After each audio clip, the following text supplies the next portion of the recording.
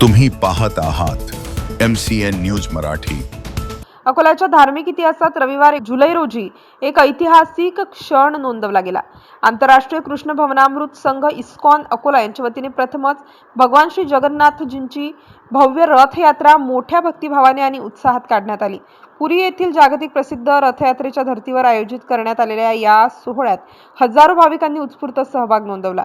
जय जगन्नाथच्या जयघोषाने आणि भक्तिमय वातावरणाने संपूर्ण शहर दुमदुमून गेले होते। राधेनगर येथील इस्कॉन मंदिरातून रथयात्रेला प्रारंभ झाला। त्यानंतर GMC चौक, अशोक वाटिका, धिंगरा चौक, गांधी रोड, सिटी कोतवाली, खोलेश्वर आणि शासकीय बाग मार्गे रथयात्रा पुन्हा इस्कॉन मंदिरात दाखल झाली।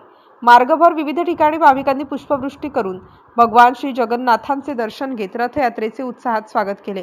यंदाच्या रथयात्रेचे प्रमुख आकर्षण म्हणजे पुरीच्या श्री जगन्नाथ मंदिराच्या धर्तीवर तयार करण्यात आलेला 5 टन वजनाचा भव्य दिव्य रथ।